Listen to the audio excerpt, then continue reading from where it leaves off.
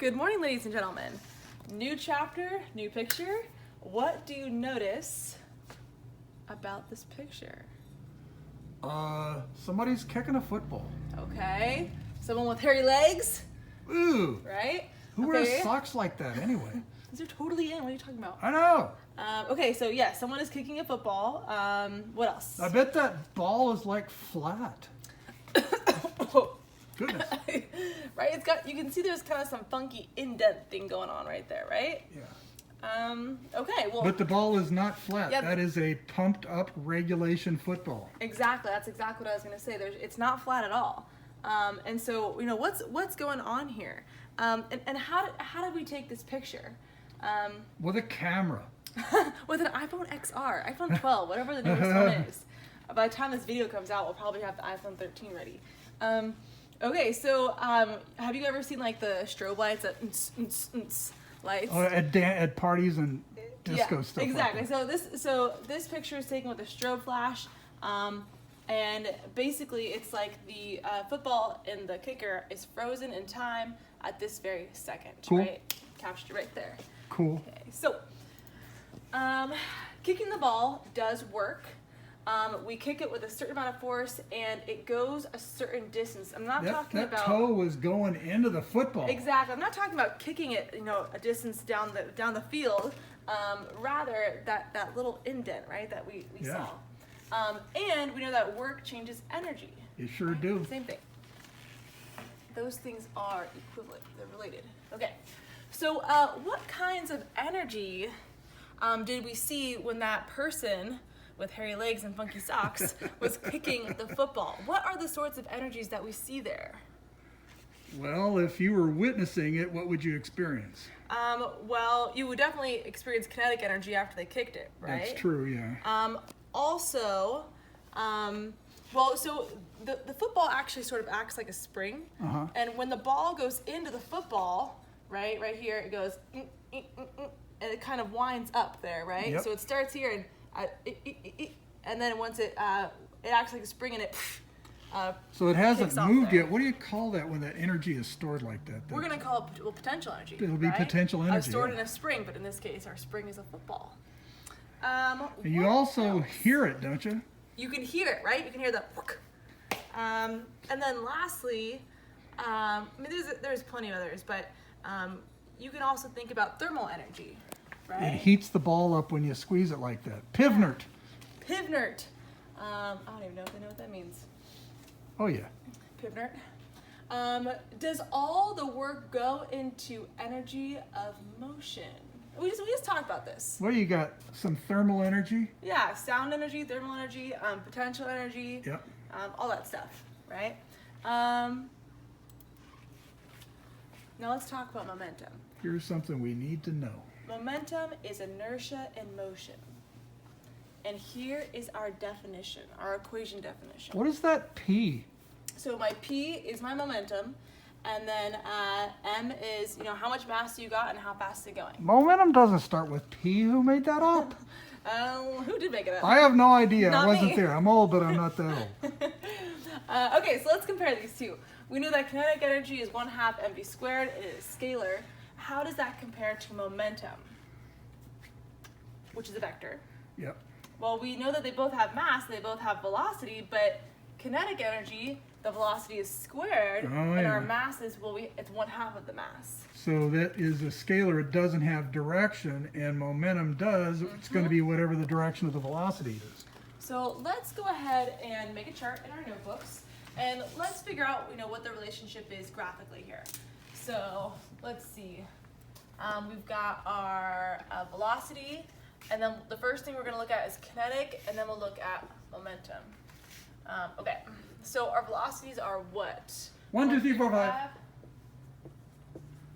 Okay, and our equation for kinetic energy was 1/2 mv squared, and this one's just mv. Okay, so And the mass is 1, Oh, yeah. so 1 kilogram, right? So 1/2 times 1 times 1 squared is 1. That's going to be 0.5 2 times 2 is, 2 times 2 is 1. no, 2 times 2 be 4. Oh yeah. Well, no, right, but you're talking times about 1 here. half. You're talking about right here. Yeah. So 4 times 1, so 4, so 2, right? Yeah, that's what Yeah. we said. And then let's see. So 3 times squared is 9. 9. So 9 times 1 is 9 divided by 2. 4.5. 4 and a half. Okay. Wait, yeah, 4 and a half. We thought we wouldn't need a calculator. Get the calculator. Okay. And 4 then times 4 is 16. and then half of that is 8, right? Yeah. And then 5 squared 25, half of that 12.5. Yes, ma'am. Boom. So that's how the kinetic energy varies with velocity. Just Now having, momentum. just having the calculator here gave me more confidence. That's it. Okay, so now we got mass times velocity. So again, our mass is 1, our velocity is 1. So 1 times 1 is 1. 2 times 1 is 2. 3 times 1 is 3, 4, and 5. The human calculator here. Okay, so what will this look like? If we were to draw these graphs, well, this is just a straight line, right? Whoa. What the heck? No, don't show him, don't show him. Whoa, I've never seen that happen before. Okay, so what would the graphs look like for a kinetic energy versus velocity and a potential energy versus velocity? So K versus V. Okay. Well, that momentum one's going to be easy. It's going to be a straight line. Yeah, I'll just look something like this, right? Yeah. Now this one, okay, so let's say 1, 2, 3, 4, 5, and then we go all the way up to 12. So we'll go 5, 3, 4, 5, 3, 6, whatever. You get the point, right? How do I do this math? Let's go 2. Well, We'll it's go 2. the velocity squared, so Okay, like this. That'll be good. Okay, so for the first second, we're at 0.5, right? yeah. Go ahead and use red. Okay, 0.5 right there. For the second, we're at 2. Third second, right there. Fourth second, oh, jump up a lot here. 8. Fifth second, a little higher, so it come like, That's an exponential curve. yeah, okay, so, and think about this. I mean, remember when we did the Haxa lab and we squared the time? Yeah. We went from linear to curve. Yeah. And then we didn't we do something, I can't remember what the other thing we did. But we see that, we get that exponential, oh, that was with the kinetic energy and That's potential right. everything. And so, yeah, so this is the relationship that we have here. And so they're similar, but they're different. That's a big difference. Big difference. Okay, so work changes the energy of the football when the foot exerts a force through a displacement. Yep. What is the requirement to change momentum? But what changes when momentum changes? Well, when momentum changes, the velocity changes. Yep. And what changes the velocity? Boom! How much force that you're kicking that ball with. That's right. And so, what is required to change momentum? Force, a change in force. Yep. Okay, what variables could be measured during the kick? You can measure how far the toe went in. I don't know how you do that. Oh yeah, like so when it goes, nee. Yeah. Okay, that distance right there. Yeah. You could also measure the mass of the ball, just like we had the mass of the ball up there. I think we said 1 kilogram. Yep. We could do the time that, and again, we could measure the time that it took for the ball to go that displacement, Yeah. right? Anything else? I think that's about it. Okay, so how can we make these two things look the same? Change in momentum is equal to mass times a change in velocity. And then there's Newton's second law. Force equals mass times acceleration. Try. See if you can figure it out. Start by writing them down. Got momentum on one side and force, but you got mass on both sides. What's the relationship between the change in velocity and acceleration?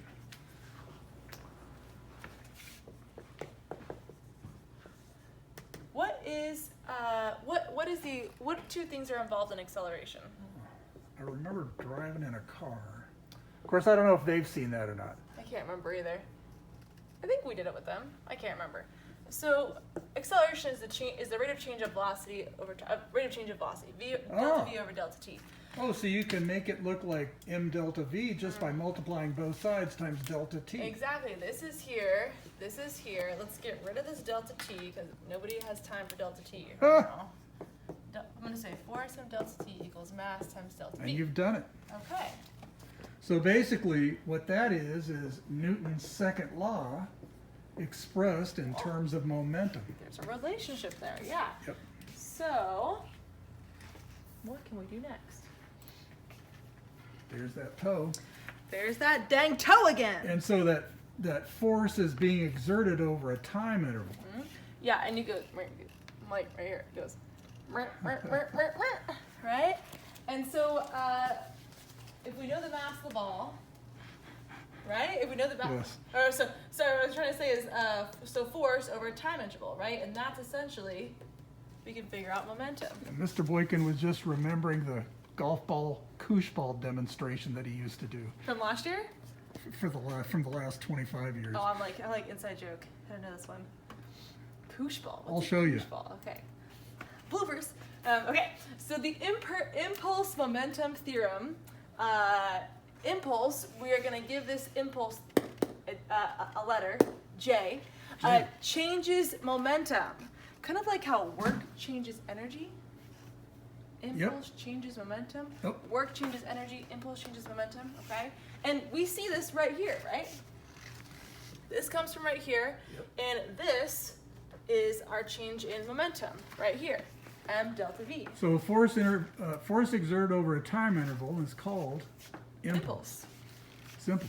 And it's also equal to,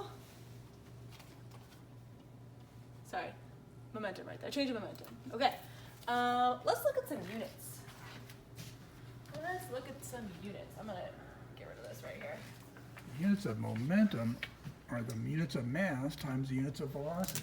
Yeah, so I'm going to go ahead and put kilograms times meters per second.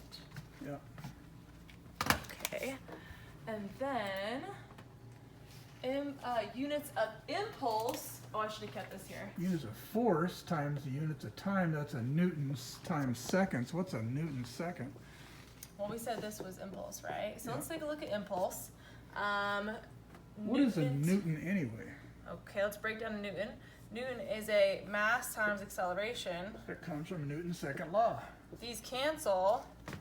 And what we see here is that my units for impulse, this is not a joule, it is impulse, which are really, okay, newtons per second, which gives us this, is the same exact thing as momentum. Yeah. Sweet. And yes, when you write units for momentum, they need to be kilograms meters per second. Fun stuff. And for impulse, a Newton second. Okay. Oh, wait, did I miss something right there? Nope. What's a Newton? Oh, okay. Change of momentum is the final minus the initial. We're using that little prime there to do the final. And, the moment we've all been waiting for. Holy smokes. So don't freak out. All of these things are equal to each other. So what that means is if you ignore all this, this is equal to this. Or you could say this is equal to this all over here. Or you could say that this right here is equal to this right here. It's all equal. So if you just pick two of the things in this list, they are equal to each other.